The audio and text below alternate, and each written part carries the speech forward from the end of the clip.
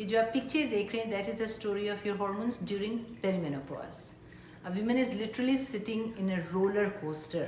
ये हॉर्मोन्स देखें आपने, ऊपर नीचे बेसिकली एक क्योस के अंदर होते हैं आपके हॉर्मोन्स जब औरत पेरीमेनोपॉज में जाती है। कोई पैटर्न नहीं होता, यानी कि कभी बहुत खुश होगी खातून तो कभी रोने को दिल करेगा, डिप्रेशन एंग्जाइटी होगा, कभी बहुत एनर्जी आ जाएगी, कभी बड़ी फटीग होगी, जोड़ों में दर्द होगा, कभी नींद नहीं आएगी और कभी बहुत ज़्यादा नींद आएगी। आपकी चेंजेस बहुत ज़्यादा आना शुरू हो जाती हैं ड्यूरिंग पेरीमेनोपॉज। कुछ को ज़्यादा आएंगी, कुछ को कम आएंगी। कुछ को पेरीमेनोपॉज बहुत लंबे अरसे तक रहता है, 7 साल तक, कुछ का 5 साल, कुछ का 3 साल तक, और कुछ को पता भी नहीं चलता कि they are going through this transition. So it is a very very individual journey of a women. ये कहना है कि मेरी अम्मी और दादी को ये हुआ था और मुझे हो जाएगा, तो फैमिली हिस्ट्री प्रिडिक्ट कर सकती है, लेकिन लाइफस्टाइल उससे ज़्यादा इंपॉर्टेंट होता है। अगर आपकी हेल्दी न्यूट्रिशन है, आपने सारी उम्र अपनी डाइट का ख्याल रखा है, आप मेटाबॉलिकली हेल्दी हैं, high blood pressure, diabetes, obesity जैसी चीज़ों का आपको, या पहले आपको एंडोमेट्रियोसिस या हार्मोनल इम्बैलेंस, पीसीओएस वगैरह नहीं था, इंसुलिन रेजिस्टेंस नहीं थी, तो आपका ये सफ़र आसान हो जाता है। लेकिन इसका फिर भी ये मतलब नहीं है, जितनी भी खवातीन पूरे अर्ज पे पैदा हुई हैं they have to go through this hormonal changes, क्योंकि जो आपका ज़ख़ीरा अंडों का है, नो मैटर व्हाट, अगर आप एथलीट भी हैं ना, आप इस वक्त चैम्पियन भी हैं किसी स्पोर्ट्स की, तो आपके अंडों ने कम होना ही होना है।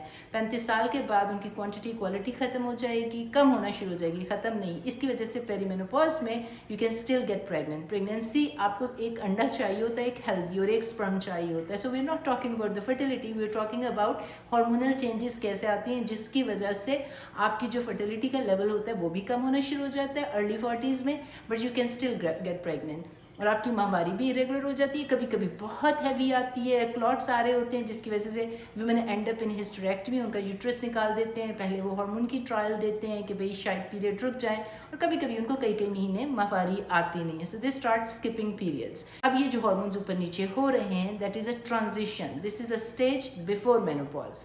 मेनोपॉज में आहिस्ता आहिस्ता जब अंडे बिल्कुल ख़त्म होना शुरू हो जाएंगे तो आपको बच्चा पैदा करने की सलाहियत तो ख़त्म हो जाएगी, पूरे साल के लिए माहवारी भी ख़त्म हो जाएगी, और विल से कि आपको मेनोपॉज हो गया। थोड़ी सी पैथोफिजियोलॉजी समझें, पेरीमेनोपॉज में होता है क्या। हम जब कहते हैं ना कि आपके हार्मोन जो होते हैं एस्ट्रोजन, वो डोमिनेंस हो जाता है, तो बेसिकली एस्ट्रोजन जो होता है वो इंट्रिंसिक चेंज की वजह से डोमिनेंट हो रहा होता है।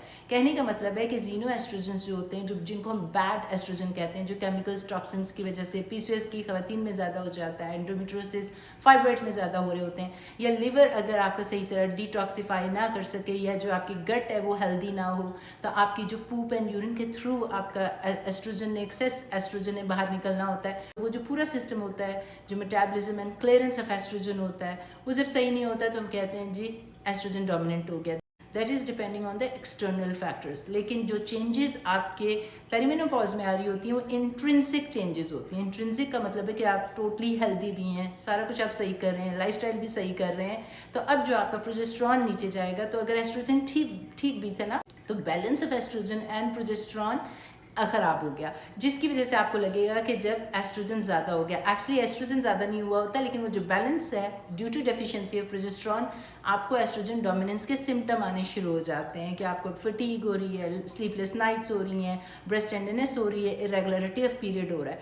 तो ये सारी चेंजेस जो पेरीमेनोपॉज में हो रही होती हैं that is not due to the extrinsic xenoestrogens, but that is intrinsic factors, जो आपके एग्स की क्वालिटी कम हो रही होती है उसकी वजह से हो रहा होता है। और ये एक सिचुएशन ऑफ इन्फ्लेमेशन भी होती है, तो इसके अंदर अगर आपको ऑलरेडी कोई मेटाबॉलिक डिसऑर्डर प्रेजेंट है तो it will add to the existing factor, कि आपकी जो पहले ही अंदर बीमारियां हो रही हैं, जो एक की क्वांटिटी क्वालिटी कम होनी है, जो एस्ट्रोजन डोमिनेंस होनी है, अगर पहले से कोई बीमारी प्रेजेंट है तो उसको ऐड कर देगा।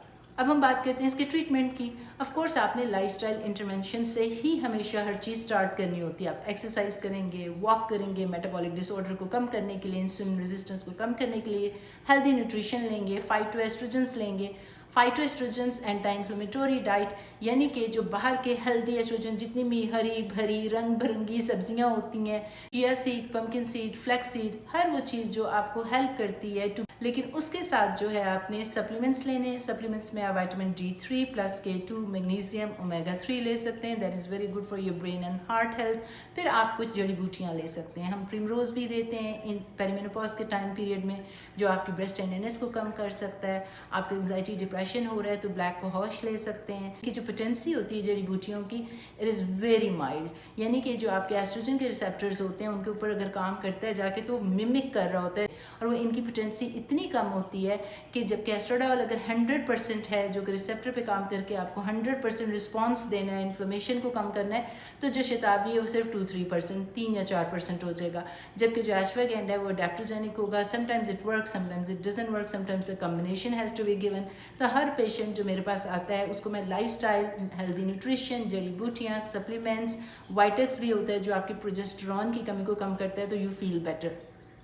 इन सारी चीज़ों के साथ साथ जो है स्ट्रेस और स्लीप के ऊपर काम करने के अलावा आप पेशेंट्स को कहते हैं कि जब आप ये सारी चीज़ें कर ली हैं, nothing is working, your hormones need to be stabilised. और हार्मोन्स को कैसे स्टेबलाइज करते हैं? पेरिमेनोपॉज में आप उनको बायोआइडेंटिकल जो नेचुरल हार्मोन्स जो आपकी ओवरी बना रही है, माइक्रोनाइज प्रोजेस्टेरॉन, वो आप रिप्लेस करते हैं। उसके बाद फिर आहिस्ता आहिस्ता देखते हैं कि उनके सिम्टम्स कहते हैं कैसे हैं, और फिर आपको एक टाइम आता है जहाँ पे आपको, हालांकि इस टाइम पीरियड पे एस्ट्रोजन ज़्यादा होता है इसलिए you don't start with estradiol. Estrogen जब मैं कहती हूँ तो we talk about the 17 beta estradiol which is a type of the hormone which is produce by your ovary during your peak years of fertility and health. वही वाला hormone जो होता है आपने रिप्लेस करना होता है। तो फिर आहिस्ता आहिस्ता आप लो डोज एस्ट्राडायोल भी दे देते हैं और कभी कभी आप टेस्टोस्टेरॉन देते हैं, क्योंकि टेस्टोस्टेरॉन पेरीमेनोपॉज में ज़रूरी नहीं है कि वो नीचे जाए, इट डिपेंड्स कि पेशेंट किस सिम्टम के साथ आया है। तो फिर आपका डॉक्टर ये सारा जर्नी आपके लिए आसान बना देगा, लेकिन इसके लिए you have to contact the right doctor जिसको पता है कि कौन सा हार्मोन किस टाइम पे हमने इंट्रोड्यूस करना है।